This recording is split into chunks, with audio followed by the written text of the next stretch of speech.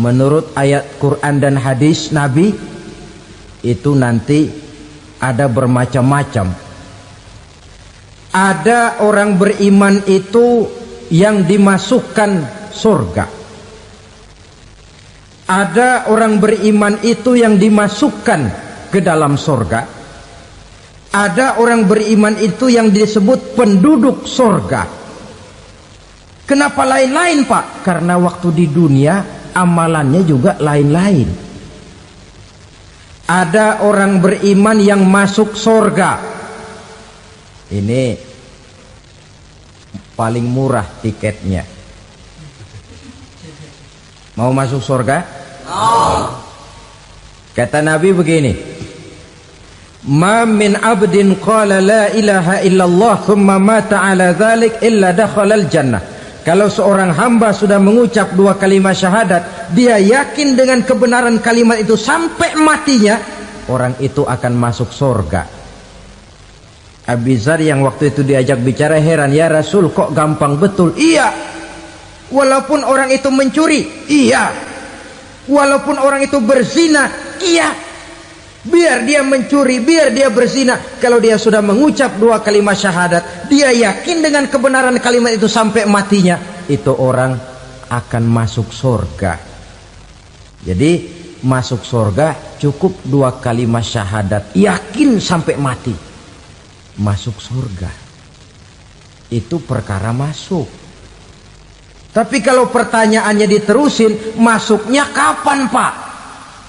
Nah, ini lain lagi urusannya. Sebab ada yang masuknya itu langsung, ada yang mampir dulu. Di sana tempat cuma dua, kalau tidak surga, neraka.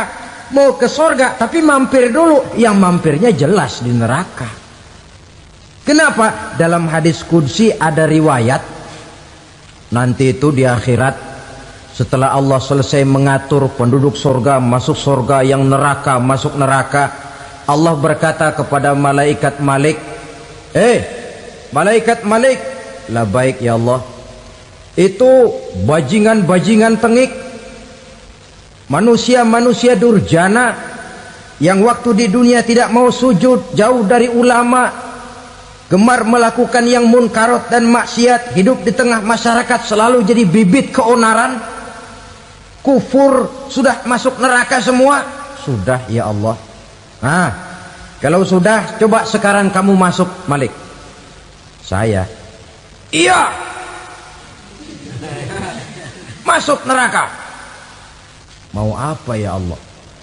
Kata Allah, akhriju minan nar man kana fi qalbihi misqala habbatin min khardalin min iman. Kau masuk neraka, cari di dalam neraka orang-orang yang ada imannya walaupun kecil sebesar biji zarah, angkat mereka keluar. Masuk malaikat Malik ke neraka, cari orang yang ada imannya, korek-korek. Ya repot, udah pada gosong. Yang ada imannya diangkat ke atas, yang ada imannya diangkat ke atas, lalu dimandikan di Nahrul Hayat, namanya sungai kehidupan di akhirat nanti. Cakep lagi rupanya, bersih lagi wajahnya, apel di hadapan Allah. Kata Allah, bagaimana mas? Kapok nggak sampean? Kapok ya Allah. Nah, kalau kapok, idhab fadkhulil jannah, pergi masuk surga sana. Berangkat mereka ke surga, ketemu sama teman-temannya yang udah sampai lebih dulu, yang nggak pakai mampir lagi. Terjadi dialog. Kata teman-temannya yang udah pada nyampe duluan, mas, iya, emang baru sampai? Saya baru sampai. Memang mampir di mana dulu mas? Kita sudah lama sampai di surga. Saudara buka surah Al-Muddatsir ayat 34-35. Ma salakakum fis saqar? Kenapa kamu mampir di neraka Saqar? Qalu lam naku minal musallin. Mereka menjawab, kami mampir di neraka Saqar mas, gara-gara dulunya kami waktu di dunia tidak pernah sholat. Tidak pernah sholat? Tidak pernah. Kan rumahnya dekat masjid. Cuma dekat doang mas. Sholat mah enggak saya. Enggak pernah ngasih makan fakir miskin, enggak pernah hadir di majelis taklim, pendeknya enggak pernah melakukan kebajikan, maka saya pun mampir di neraka sakor. Untung betul saya punya iman mas sedikit. Waktu hidup di dunia dulu saya pernah mengucap 2 kalimat syahadat, sekali-kalinya waktu mau kawin. Masya Allah. Untung saja kawin, kalau nggak kawin polos.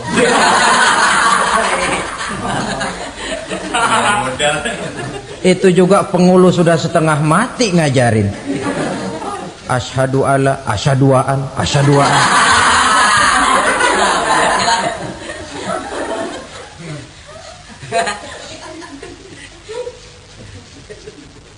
Ini namanya masuk surga, ada mampir dulu.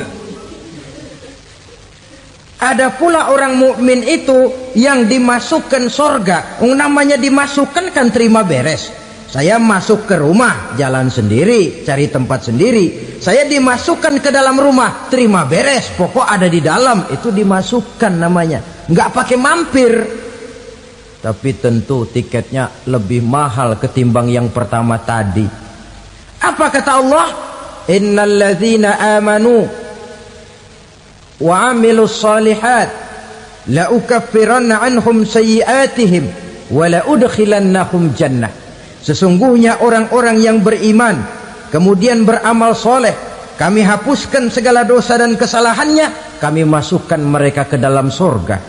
Lihat ayatnya, Allah yang memasukkan, kita yang dimasukkan. Tidak pakai transit, tidak usah mampir. Cuma tidak cukup syahadat, tidak cukup amanu, tapi diiringi dengan wa'amilus salih. Iman, amal. Tidak cukup syahadat, lalu dibuktikan dia sholat, dia zakat, puasa, lalu dia melakukan berbagai macam kebajikan. Ini yang menyebabkan dia tidak pakai mampir di tempat yang bernama sakor. Lalu ada pula orang mukmin itu yang disebut penduduk sorga. Wah, ini sudah VIP ini. Ashabul jannah, penduduk sorga.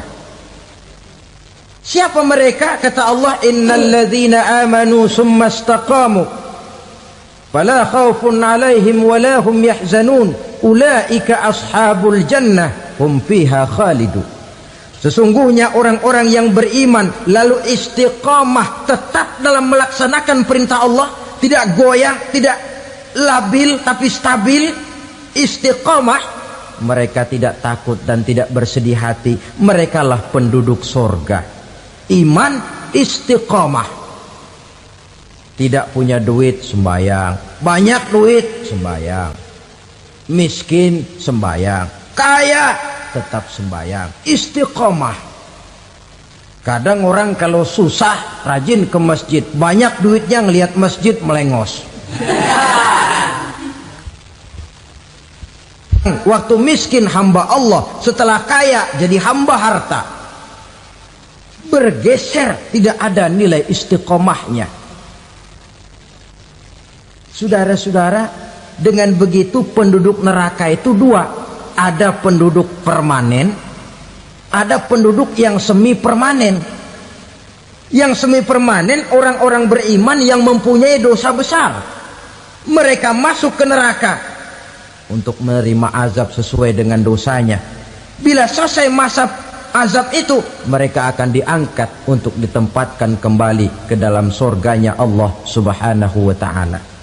Nah, dikala itulah saudara-saudara, ada yang disebut syafaat dari Rasulullah Sallallahu Alaihi Wasallam. Tapi tentu jangan lupa, syafaat ini ibarat kain menambal dia. Kita punya kain bolong-bolong sedikit, syafaat yang menambal. Solat kita ada kurang dikit, sedekah kita ada campur riak dikit, amalan kita ada tidak karena Allah dikit, kita berharap syafaat. Jadi biarlah kain masih bolong-bolong, yang penting punya kain. Tapi kalau kainnya tidak ada, yang ditambal apanya? sholat tidak, puasa tidak, zakat tidak, berharap syafaat saja. Ya, terlalu berlebihan itu.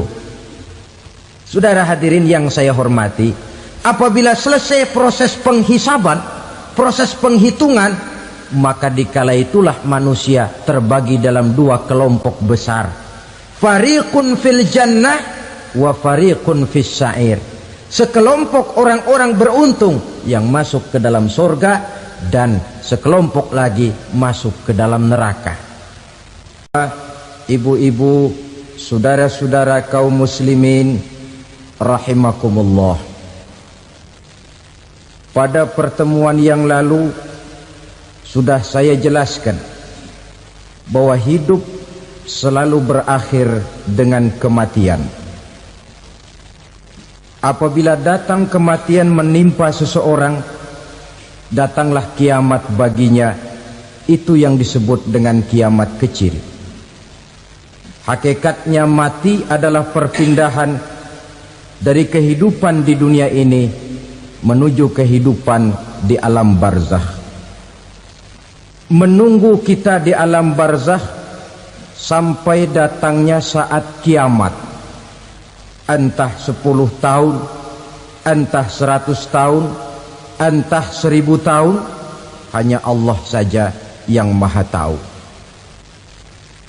Adapun orang-orang beriman yang melakukan amal kebajikan dalam kehidupan di dunia ini, masa penantian yang lama di alam barzakh buat mereka sebentar saja. Tetapi bagi orang-orang kafir yang ingkar, yang tidak beriman kepada Allah, yang hidup di dunia cuma menumpuk-numpuk dosa, tentu penantian di alam barzakh akan merupakan waktu yang sangat lama. Bukankah dalam kehidupan kita waktu itu memang relatif?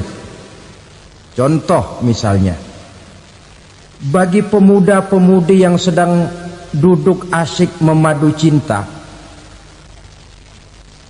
waktu 4-5 jam saja rasanya cuma 4-5 menit. Tenggelam oleh keasikan. Tapi buat orang yang berbaring di rumah sakit, meratap di balik-balik apa itu tembok derita kata lagu, di balik dinding-dinding penjara, sehari bagai seminggu, seminggu rasa sebulan, sebulan boleh jadi rasa setahun. Penantian yang sangat lama. Kapan kiamat itu akan datang? Ini rahasia Allah. Jangankan kita yang orang awam, baginda Nabi sendiri tidak diberitahu oleh Allah kapan kiamat itu akan terjadi. Tetapi sungguh pun demikian, banyak hadis-hadis yang menjelaskan ciri atau tanda-tanda datangnya kiamat. Nah, kalau sudah bicara soal tanda, tanda kiamat itu ada dua. Pertama yang disebut alamatus sughra, tanda-tanda kecil. Ini waktunya masih ada tenggang. Ada yang dinamakan alamatul kubra, tanda-tanda besar. Artinya kiamat sudah diambang pintu. Apa tanda-tanda kecil dari datangnya hari kiamat itu? Misalnya kata Nabi, apabila ilmu sudah diangkat oleh Allah, artinya apabila ulama sudah banyak wafat, minat orang belajar agama berkurang, lalu kebodohan nampak merajalela di mana-mana, zina dikerjakan secara terbuka, minuman-minuman keras jadi kebanggaan, itu termasuk di antara tanda-tanda kecil terjadinya hari kiamat. Apalagi misalnya iza waladatil ammatu rabbataha, apabila budak sudah melahirkan tuan. Apa maksudnya? Ada yang mentafsirkan apabila anak sudah bisa membudaki orang tuanya. Orang tua yang melahirkan dia, yang membesarkan dia, demi setelah si anak besar jadi orang berpangkat, bertitel, berharta, berkedudukan, jadilah orang tua itu budaknya. Sehingga sering dibilang kalau orang tua kaya, anak jadi raja. Tapi kalau anak yang kaya, orang tua sering jadi budak. Apalagi munculnya fitnah yang bergelombang, timbul perang antara dua bangsa yang besar, waktu berjalan terasa sangat pendek sekali. Itu merupakan tanda di antara tanda-tanda kiamat. Termasuk di dalamnya sulit membedakan mana laki, mana perempuan. Kan kalau tanda-tanda kayak begini sekarang sudah banyak kita lihat kan. Ulama banyak wafat, penggantinya sulit. Zina dikerjakan berterang-terangan, minuman keras jadi kebanggaan, banyak anak membudaki orang tuanya, sulit membedakan mana laki mana perempuan. Kadang-kadang dari belakang kita lihat perempuan bener, begitu kita colek nengok jenggotan.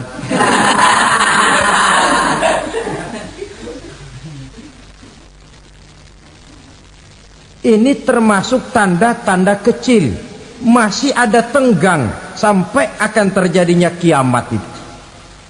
Nah, yang dimaksud dengan tanda-tanda besar, ini tanda besar artinya kiamat sudah diambang pintu. Pertama, matahari terbit dari sebelah barat. Apabila matahari sudah terbit dari arah sebelah barat, tertutuplah sudah pintu taubat. Bersabda Nabi kita, la taqumus sa'atu hatta tatlu'a syamsu min maghribiha. Tidak akan datang hari kiamat sampai matahari terbit dari arah sebelah barat. Fa iza tala'at, manakala matahari telah terbit dari arah sebelah barat, wara'ahan nasu, manusia banyak menyaksikan itu, amanu ajma'un, mereka pun lalu beriman. Yang tadinya kafir, yang tadinya ingkar, yang tadinya membangkang, setelah melihat matahari terbit dari sebelah barat, buru-buru beriman, berlomba-lomba mengucap dua kalimat syahadat. Tapi apa yang terjadi? Kata Nabi, wadzalika hina la yanfa'u nafsan imanuha lam takun amanat min qabl. Hari itu adalah hari yang iman sudah tidak berguna lagi bagi seseorang apabila sebelumnya memang dia tidak pernah beriman. Au kasabat fi imaniha khaira, atau beriman tetapi tidak pernah melakukan kebajikan di dalam keimanannya itu. Hari yang sudah kasib, hari yang sudah terlambat, beriman tidak akan ada gunanya lagi. Ini pelajaran buat kita. Sebelum sang surya terbit dari sebelah barat, sebelum nafas sampai di tenggorokan, artinya pintu taubat masih terbuka. Kalau dua hal itu sudah terwujud, nafas sudah sampai di kerongkongan atau matahari sudah terbit dari arah sebelah barat, tertutuplah sudah pintu taubat. Tak ada lagi gunanya pangkat, jabatan, harta, bahkan beriman pun dalam suasana macam itu. Too late, kata orang Kulon. Sudah terlambat. Matahari terbit dari arah sebelah barat. Itu tanda besar, artinya kiamat sudah diambang pintu. Lalu apalagi tanda besar? Munculnya Dajjal. Dajjal artinya pendusta-pendusta yang menyesatkan manusia. Ada dua macam Dajjal, saudara. Ada Dajjal kecil. Ini Dajjal kelas 3. Kalau ini sejak zaman Rasulullah sudah ada itu. Tiap zaman ada. Di zaman Rasulullah misalnya ada yang bernama Aswad al-Unsi dari Yaman. Ada yang namanya Musailamah Al-Kazzab dari Yamamah. Ada yang namanya Ibnu Sayyad dari Madinah. Ini dajjal-dajjal di zaman Rasul. Musailamatul Kazzab memproklamirkan diri jadi nabi dia. Di zaman Rasul masih hidup. Ini dajjal zaman Nabi. Di zaman sahabat muncul dajjal-dajjal. Di zaman kita sekarang ini dajjal-dajjal pun gentayangan. Dajjal-dajjal kelas teri. Kerjanya mendustakan manusia, menyesatkan manusia, memalingkan manusia dari jalan yang benar dan diridhoi oleh Allah Subhanahu wa taala.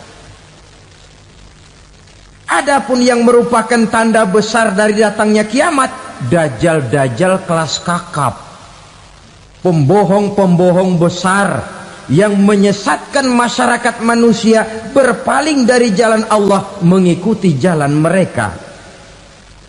Apa sih ciri dajjal itu? Kata Nabi dalam hadis Bukhari Muslim, "Inna dajjala", sesungguhnya yang namanya dajjal itu yakhruju, satu saat akan muncul mendekati hari kiamat.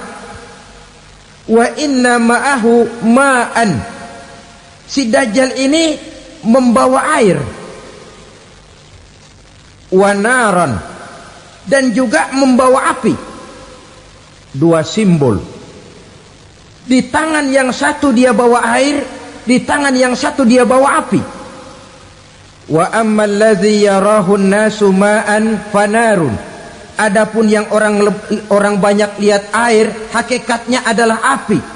Yang dilihat api, hakikatnya adalah air. Oleh sebab itu, kalau api yang ditawarkan, ambillah air. Kalau air yang ditawarkan, pilihlah api. Maksudnya apa ini? Ini bahasa simbol, saudara-saudara. Dajjal bicaranya seolah-olah untuk kepentingan manusia, menawarkan surga. Surga yang dia tawarkan hakikatnya neraka. Hai manusia, kalau kau mau bahagia, jangan dekat-dekat dengan agama. Solat itu tidak efektif dan efisien, tidak produktif dari segi ekonomi itu. Menghadiri majelis taklim cuma buang-buang waktu. Tahajud, tasbih, tahlil, baca Quran, apa itu? Pekerjaan mubazir saja. Hidup ini cuma sekali, masa yang cuma sekali, manfaatkan dengan sebaik-baiknya. Mumpung, dibawanya sifat mumpung, tetapi dalam pengertian yang sangat negatif. Bicaranya seolah-olah untuk kepentingan manusia, tetapi sebenarnya menjerumuskan manusia. Menawarkan air, tapi sebenarnya api. Menawarkan api, tapi hakikatnya air. Buat apa kamu sholat? Buat apa kamu bayar zakat? Buat apa kamu puasa? Surga yang dicanangkan dajjal, hakikatnya neraka. Neraka yang digambarkan dajjal, pada dasarnya adalah surga. Jadi memutarbalikan fakta itu kerjaan dajjal. Yang hak jadi batil, yang batil dibilang hak, yang benar jadi salah, yang salah malah jadi benar. Tuntunan disuruh jadi tontonan, tontonan malah menjadi tuntunan. Itu pekerjaan dajjal profesinya. Zamannya Nabi Adam, dajjalnya kan iblis. Betul? Betul. Apa sih gang kerayuan iblis itu? Allah setelah menciptakan Nabi Adam kan bilang, Adam, kau dan istrimu Hawa tinggal di surga ini. Seluruh fasilitas yang ada di surga persilahkan kau nikmati. Satu yang tidak boleh, jangan coba-coba dekati pohon khuldi. Dekat saja jangan, apalagi sampai memetiknya.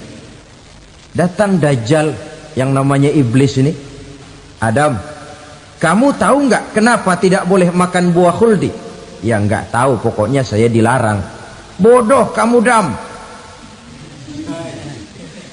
Khuldun artinya kekal. Kalau kamu makan itu buah, kau akan kekal di surga buat selamanya. Allah tidak kepengen, maka dilarang kamu makan buah khuldi. Kalau kau ingin kekal di surga Adam, makan saja. Saya bicara begini ini untuk kepentingan kamu Adam. Ini kan ciri-ciri Dajjal. Bicaranya sih seolah-olah untuk kepentingan Nabi Adam, hakikat sebenarnya menjerumuskan Nabi Adam supaya ingkar dan melanggar larangan dari Allah Subhanahu wa ta'ala.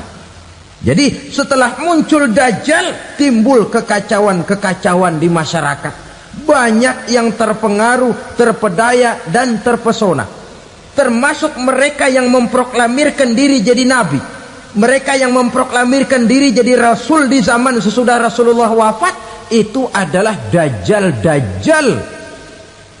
Maka saya ingatkan, kalau di zaman kita sekarang ini ada orang ngaku jadi nabi, ada orang ngaku jadi rasul, biar bahasa Arabnya kental, Quran hafal, hadis ribuan hadis hafal, biar pakai serban sampai menyengser ke tanah, bahasa Arabnya fasih, tapi dia mengaku jadi nabi, jadi rasul. Kita umat Islam wajib tidak percaya, wajib untuk tidak percaya. Itulah Dajjal zaman kita sekarang ini. Tidak mustahil mereka datang mempengaruhi orang awam supaya berpaling dari Rasulullah, mengikuti mereka. Nah, di akhir zaman nanti, mendekati hari kiamat, Dajjal ini muncul. Dajjal kelas kakap, menyesatkan masyarakat manusia untuk berpaling dari Islam, mengikuti seruan mereka. Apalagi di antara datangnya kiamat itu, tanda yang besar itu, turunnya Nabiullah Isa Al-Masih, putra Maryam. Menurut berbagai hadis yang sahih, Nabi Isa Al-Masih nanti akan turun lagi, tidak membawa risalah yang baru, tapi meluruskan risalah Islam ini yang telah banyak ditinggalkan oleh masyarakat. Bahkan ada hadis menjelaskan beliau akan membunuh Nabi, mematahkan kayu-kayu salib, lalu melaksanakan haji dan umrah mengikuti syariat Nabi Muhammad, bukan membawa agama baru. Menjadi semacam mujaddid, reformer, menyelamatkan manusia dari bisikan Dajjal. Bahkan ada riwayat yang menjelaskan bahwa Nabi Isa berhasil mengalahkan Dajjal, mengembalikan masyarakat manusia kembali kepada ajaran Islam yang datang dari Allah, dibawa oleh Rasulullah Sallallahu Alaihi Wasallam. Dengan kata lain, turunnya Nabi Isa bukan sebagai Nabi dan Rasul baru, tetapi mengikuti syariat Nabi kita Muhammad Sallallahu Alaihi Wasallam. Saudara hadirin, ibu-ibu hadirat yang saya hormati, kemudian apalagi di antara tanda-tanda besar akan datangnya kiamat itu? Keluarnya asap atau awan. Kata Nabi, inna min asyrati sa'ah dukhanan yamla'u ma bainal masyriqi wal maghrib. Di antara tanda-tanda kiamat, munculnya awan antara langit dan bumi. Ini pun diperkuat dalam surah Ad-Dukhan ayat 10. Fartaqib yauma ta'tis sama bidukhanin mubin fayughshan nas hadza azabun alim. Bagi orang-orang yang beriman, mereka biasa-biasa saja. Tapi bagi orang kufur, datangnya asap dan awan ini merupakan azab yang kelewat pedih. Barangkali sedikit mendekati gambaran tentang azab yang pedih ini, saya ingatkan alam pikiran kita kepada peristiwa yang belum lama terjadi. Pernah dengar berita bocornya reaktor nuklir di Chernobyl, Uni Soviet? Pernah dengar? Bocornya reaktor nuklir di Chernobyl yang mengakibatkan ratusan bahkan sangat mungkin ribuan nyawa. Cuma satu reaktor. Bagaimana kalau seluruh cadangan nuklir yang dimiliki oleh para negara adik kuasa ini diledakkan? Bahkan yang konon menurut catatan cadangan nuklir yang dimiliki bersama oleh Amerika dan Rusia sekarang ini sudah sanggup memusnahkan 6 miliar manusia, 1,5 kali lebih banyak dari jumlah manusia yang nongkrong di permukaan bumi ini. Saudara-saudara hadirin yang saya hormati, lalu saat mendekati hari kiamat, apalagi tandanya setelah Nabi Isa wafat, pada saat turunnya yang kedua kali,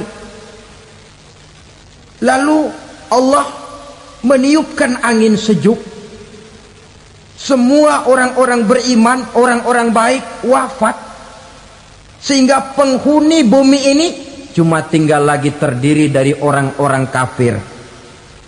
Tidak ada lagi di bumi ini yang bisa mengucapkan Allah. Sehingga dalam hadis qudsi itu ada keterangan, innallaha azza wa jalla yaqulu li Israfil. Allah pernah pesan kepada malaikat Israfil, kata Allah, Israfil, idza sami'ta qailan yaqul Allah Allah fa akhirin nafkhah 40 sanatan ikraman liqailiha. Hai Israfil, apabila kau dengar di permukaan bumi masih banyak orang yang mengucapkan Allah Allah, maka tunda sangkakala kiamat itu 40 tahun. Untuk apa? Ikraman liqailiha, menghormati orang yang mengucapkan Allah Allah itu. Wah, jadi karena sekarang masih banyak yang mengucapkan Allah, besar hatilah kita, masih jauh kiamat itu. Tapi jangan lupa, kiamat pribadi, kiamat kecil itu yang gak kita sangka-sangka. Ajal datang mencabut nyawa, itu kiamat pribadi, dan itu yang pasti kita hadapi, dan itu yang membuat kita tidak boleh bersikap main-main di dalam kehidupan sekarang ini. Saudara hadirin yang saya hormati, tidak ada lagi orang-orang muslim. Seluruh penduduk dunia ini kafir. Lalu terciptalah struktur sosial yang berlandaskan prinsip hidup semau gue. Bakal terjadilah prinsip di mana yang kaya menyantap yang miskin, yang kuat menindas yang lemah. Hidup sudah bagaikan di rimba belantara, berlaku hukum rimba, siapa yang kuat dia yang menang, siapa yang lemah menjadi mangsa. Timbul kekacauan, maksiat merajalela, munkarat menjadi-jadi, sehingga isi bumi ini penuh dengan segala macam perbuatan dosa. Tidak ada perlunya lagi alam diperpanjang temponya. Datang saat yang sudah dijanjikan oleh Allah Azza wa Jalla, maka terjadilah yang disebut kiamat kubra, kiamat besar, kiamat ancur-ancuran. Bagaimana kejadian ini dimulai? Dalam surah Az-Zumar ayat 68, Allah Subhanahu wa taala berfirman, wa nufikha fis suri fasa'iqa man fis samawati wa man fil ardi illa man sya'allahu. Maka manakala ditiuplah sangkakala, terkejutlah seluruh yang ada di langit dan seluruh yang ada di bumi. Bila saat kiamat datang, Allah perintah malaikat Israfil, Israfil, tiup sangkakalamu. Ditiuplah sangkakala oleh malaikat Israfil. Yang akibat daripada tiupan itu, seluruh yang ada di langit, seluruh yang ada di permukaan bumi terkejut. Yang ada di langit siapa? Malaikat kan. Bayangin aja kalau malaikat kaget, apalagi kita. Terkejut seluruh makhluk yang ada di bumi, yang ada di langit mendengar suara sangkakala itu. Bunyinya tidak sanggup kita bayangkan dahsyatnya. Ledakan nuklir, ledakan neutron, belum apa-apa ketimbang bunyi sangkakala malaikat Israfil ini. Nah, lalu mendengar bunyi sangkakala ini, gemparlah makhluk, kacaulah alam. Bumi gempa, planet-planet bertabrakan, gunung meletus, air laut tumpah ke darat, angin topan bertiup, halilintar menyambar, lalu semua yang bernama hidup mati total. Mati bareng tanpa persiapan. La haula wala quwata illa billah. Saya kadang-kadang dalam tafakur bermohon, ya Allah, mudah-mudahan saya enggak nemuin kiamat beneran. Ngeri. Tidak bisa kita bayangkan macam apa suasana seperti itu. Allah saja banyak memberikan gambaran, misalnya Al-Qari'ah, wa mal qari'ah, wa ma adraka mal qari'ah. Kejadian yang menggemparkan. Tahukah kamu apa kejadian yang menggemparkan itu? Yauma yakunun nasu kal farasil mabsus wa takunul jibalu kal ihnil manfus. Pada saat itu manusia berterbangan bagai kupu-kupu, gunung berterbangan seperti kapas ditiup angin. Gunung saja macam kapas, konon lagi manusia. Kematian total, mulai semut sampai gajah mati, jin mati, iblis mati, malaikat mati. Oh, malaikat saja mati. Saudara hadirin yang saya hormati, kematian total yang tanpa persiapan. Orang bilang, Pak, kalau mati bareng begitu yang repot malaikat maut dong ya. Cabut sana, cabut sini. Itu kalau menurut logika kita, mestinya begitu menurut logika. Tapi logika juga yang nggak perlu serepot itu.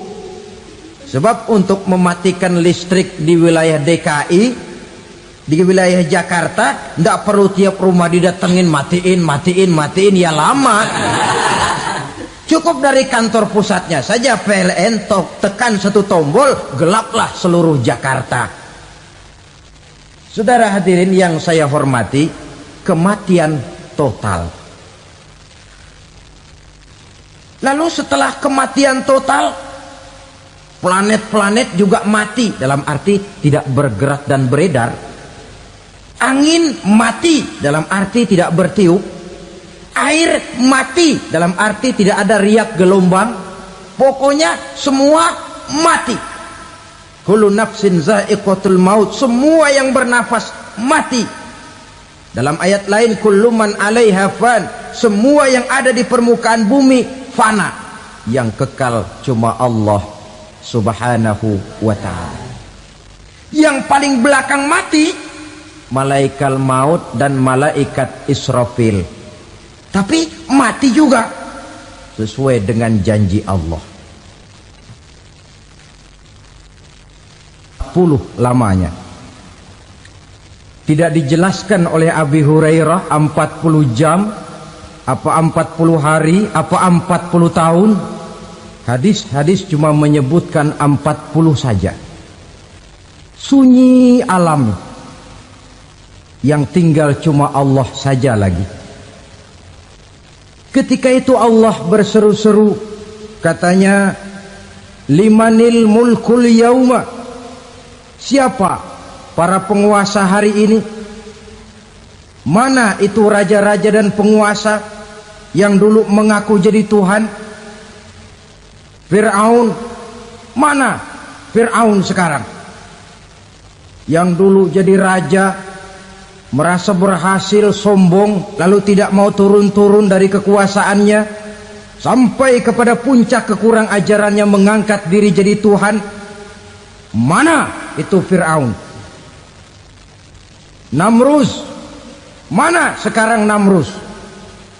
La ilaha illa ana, ternyata tidak ada Tuhan lain selain daripada aku, kata Allah. Proses kemudian, saudara-saudara, turunlah hujan dari langit. 40 lamanya hujan itu. Tidak jelas juga 40 jam apa 40 hari. Setelah air turun membasahi, datanglah tiupan sangkakala yang kedua. Semua yang bernama mati bangkit dari kuburnya masing-masing. Ini yang disebut Yaumul Ba'thi, hari kebangkitan. Allahu Akbar. Pada saat kita bangkit dari kubur kita masing-masing, kumpul di padang mahsyar namanya. Bayangin aja, saya sendiri nggak sanggup bayangin. Manusia sejak zaman Adam sampai zaman kiamat kumpul bareng di tempat sama. Berapa banyaknya itu?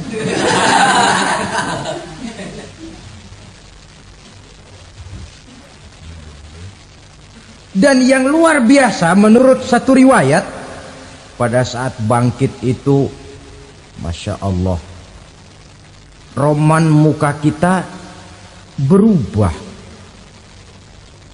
disesuaikan dengan amalan kita waktu di dunia ini. Barang siapa yang waktu di dunia amalannya itu amalan tikus,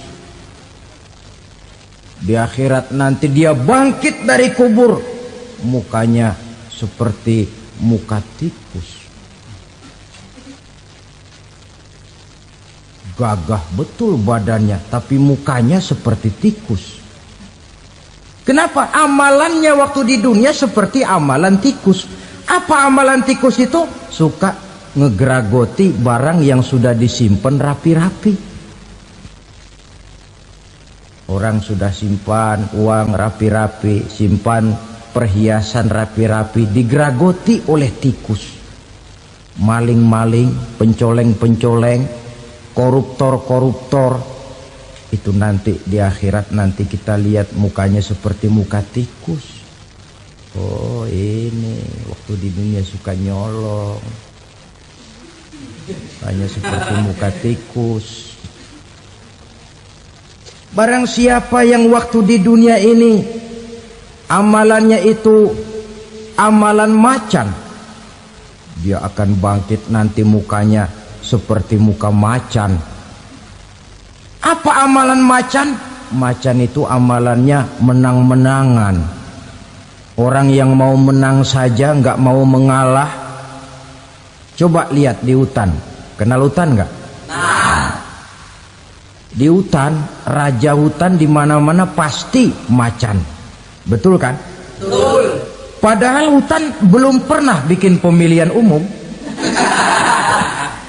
Tapi macan tidak peduli ada pemilihan umum apa tidak, pokok saya raja. Sebab apa? Macan jadi raja itu bukan karena benar, tapi karena kuat jadi raja.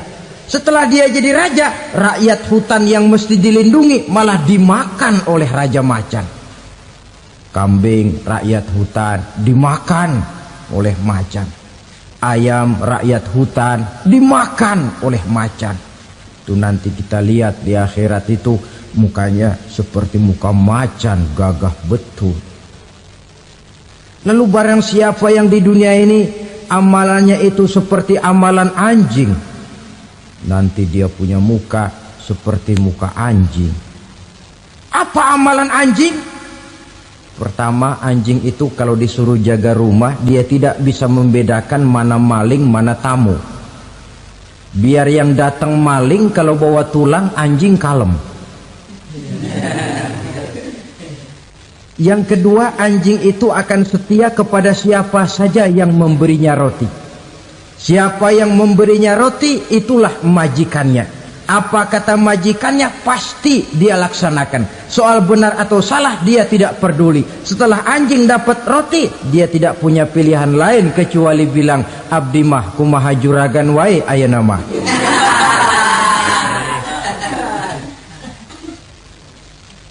Saudara hadirin yang saya hormati, berkumpul di padang mahsyar, tiap orang sibuk dengan persoalannya masing-masing.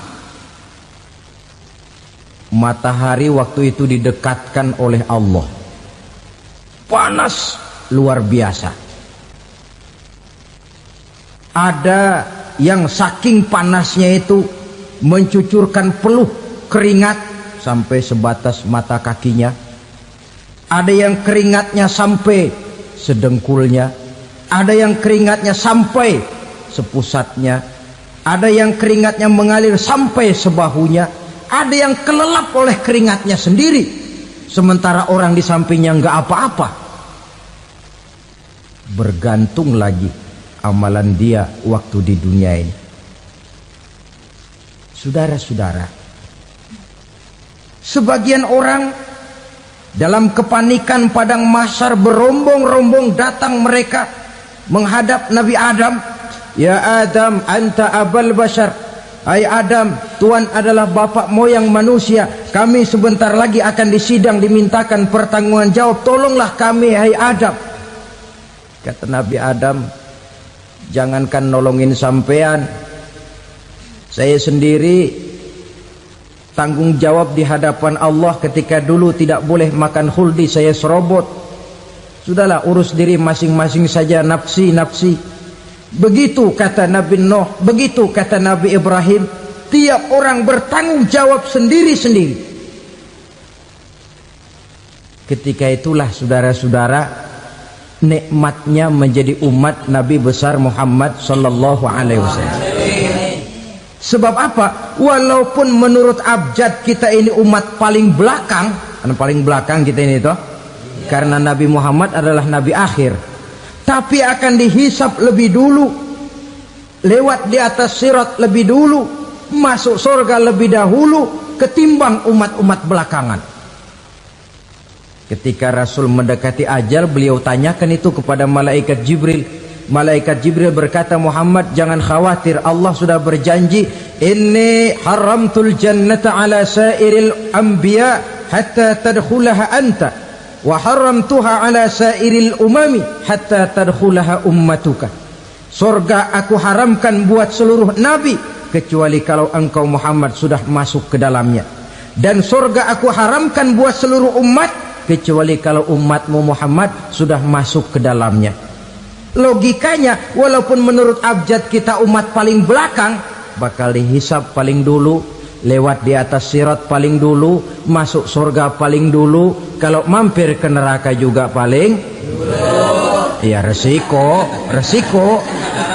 Jangan mau enaknya aja paling dulu. Saudara hadirin yang saya hormati, setelah masa kebangkitan itu jangan dikira begitu bangkit langsung diperiksa, masih menunggu menanti ribuan tahun perhitungan padang mahsyar untuk sampai kepada proses yang disebut yaumul hisab, hari perhitungan. Seorang demi seorang bakal dipanggil. Bayangkan saja, kita se-RT saja di absen, kadang-kadang perlu waktu lama. Ini manusia sejak zaman Nabi Adam sampai datang hari kiamat, satu demi satu disidang di hadapan Qadhi Rabbul Jalil. Status sosial copot sudah waktu itu. Yang pernah jadi hartawan di situ tidak lagi kelihatan kehartawanannya. Yang pernah jadi jenderal tidak lagi dipanggil jenderalnya. Yang ustadz tidak lagi dipanggil al-mukarramnya. Seluruh status sosial selesai. Dipanggillah kita seorang demi seorang menghadap Qadhi Rabbul Jalil. Bagaimana proses penghisaban itu? Pertama, proses tanya jawab. Di antaranya ada hadis menyatakan, lan tazula qadama 'abdin yaumal qiyamah hatta yus'ala an arba'i khisalin. Besok di hari kiamat tidak akan bergeser telapak kaki seorang hamba sampai dia ditanya lebih dulu tentang 4 persoalan. Tentang ilmunya, kemana ilmu itu diamalkan. Tentang umurnya, di mana umur itu dihabiskan. Tentang masa mudanya, kemana masa muda itu dipakai. tentang hartanya, dari mana harta itu didapat dan kemana harta itu dibelanjakan. Ini termasuk proses tanya jawab. Jadi kalau istilah pengadilan dunia, nama Fulan bin Fulan. Kamu waktu di dunia diberikan umur panjang untuk apa? Pernah mengalami masa muda, kemana kau habiskan masa remajamu? Kau diamanahkan ilmu, dengan apa ilmumu kau amalkan? Kau diberikan harta, dari mana harta kau dapat, kemana kau belanjakan? Tak seorang pun yang bisa mungkir. Sebab apa? Dikala itu yang menjadi saksi bukan orang. Yang menjadi saksi adalah seluruh anggota badan kita. Tangan bicara, kaki jadi saksi terhadap seluruh amalan yang pernah kita kerjakan pada saat kehidupan di alam dunia ini. Selesai proses tanya jawab, lalu diperlihatkan buku catatan kita waktu hidup di dunia ini. Jangan lupa Allah itu menyiapkan 2 superkomputer kepada kita.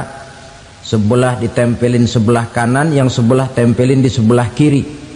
Komputer itu namanya Raqib dan Atid. 2 malaikat yang apabila baik kita lakukan, refleks saja akan menulis kebajikan kita. Jahat kita kerjakan, akan tertulis. Catatan itu nanti diperlihatkan kepada kita. Waduh, alangkah malunya pada saat diperlihatkan catatan kita, buku rapot kita merah melulu. Barangkali diperiksa sambil diomelin, brengsek lo. Buku merah melulu begini, bagaimana waktu hidup di dunia? Tidak cukup diperlihatkan buku catatan kehidupan, rekaman kehidupan. Rekaman kehidupan kita secara utuh sejak terlahir sampai ajal datang merenggut nyawa. Barangkali mirip dengan video sekarang ini, di mana terekam dengan baik seluruh kegiatan kita, sejak yang sekecil-kecilnya sampai kepada yang sebesar-besarnya. Untuk kemudian kita pun menerima balasan. In khairan fa khairun wa in syarran fa syarrun. Kalau baik ya baik balasannya, kalau jahat ya jahat juga balasannya.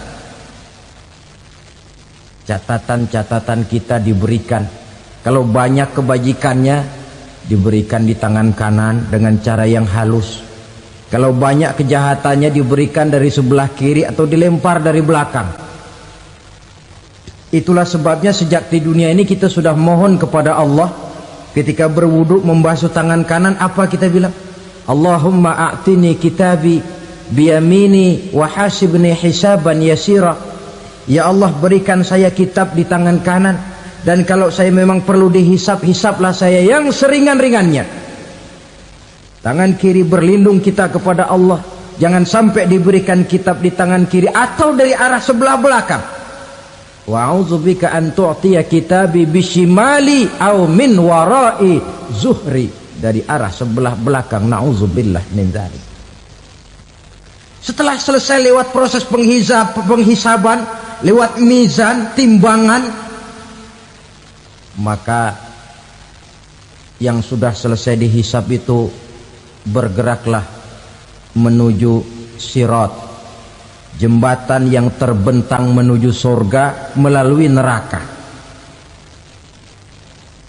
Saudara-saudara, panjangnya perjalanan sirat itu memakan waktu ratusan tahun.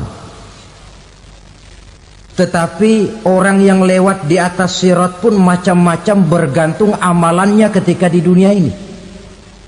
Ada yang lewat di atas sirat itu kal barkil khatib, seperti kilat yang menyambar, lep, sudah sampai dia di surga. Cepat bukan main. Ada yang lewat di atas sirat itu seperti orang lari-lari. Ada yang lewat di atas sirat itu seperti orang jalan biasa. Ada yang sambil merangkak, ada yang sambil ngesor, ada yang sambil gelayutan, ada yang selamat sampai ke ujung ke surga, ada yang tergelincir jatuh masuk ke dalam neraka, bergantung amalannya dalam kehidupan di dunia sekarang ini. Tiap kita akan melewati yang namanya sirat ini. Saudara-saudara kaum muslimin yang saya hormati, dengan demikian mereka yang selamat melalui sirat sampai ke terminal akhir surga, mereka yang ketika dihisab ternyata banyak kejahatannya daripada kebaikannya, mereka singgah di dalam neraka.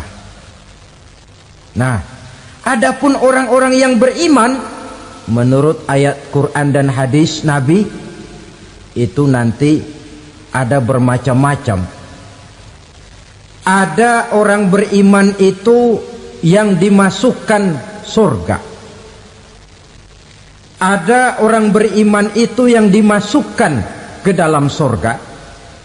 Ada orang beriman itu yang disebut penduduk surga.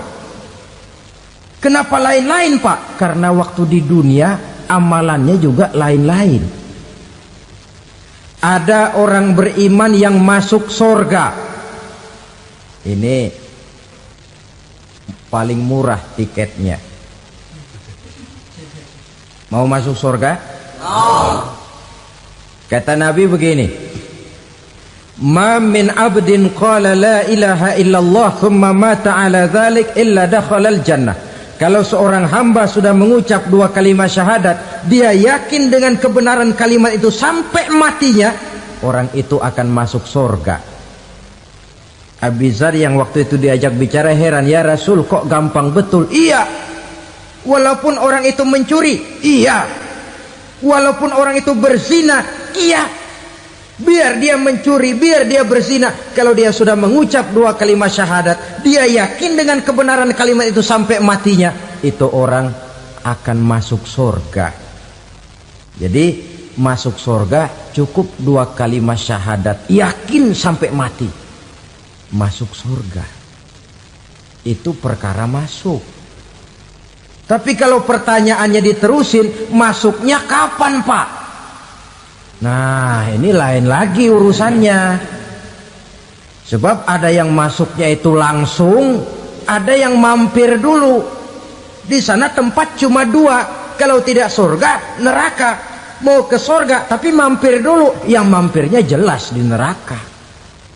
Kenapa? Dalam hadis qudsi ada riwayat, nanti itu di akhirat, setelah Allah selesai mengatur penduduk surga masuk surga, yang neraka masuk neraka, Allah berkata kepada malaikat Malik, malaikat Malik, labaik ya Allah, itu bajingan-bajingan tengik, manusia-manusia durjana yang waktu di dunia tidak mau sujud, jauh dari ulama, gemar melakukan yang munkarat dan maksiat, hidup di tengah masyarakat selalu jadi bibit keonaran, kufur, sudah masuk neraka semua. Sudah ya Allah. Nah, kalau sudah, coba sekarang kamu masuk, Malik. Saya, iya, masuk neraka. Mau apa ya Allah? Kata Allah, akhriju minan nar man kana fi qalbihi misqala habbatin min khardalin min iman. Kau masuk neraka, cari di dalam neraka orang-orang yang ada imannya walaupun kecil sebesar biji zarah, angkat mereka keluar. Masuk malaikat Malik ke neraka, cari orang yang ada imannya, korek-korek. Ya repot, udah pada gosong. Yang ada imannya diangkat ke atas, yang ada imannya diangkat ke atas, lalu dimandikan di Nahrul Hayat, namanya sungai kehidupan di akhirat nanti. Cakep lagi rupanya, bersih lagi wajahnya, apel di hadapan Allah. Kata Allah, bagaimana mas? Kapok nggak sampean? Kapok ya Allah. Nah, kalau kapok, idhab fadkhulil jannah, pergi masuk surga sana. Berangkat mereka ke surga.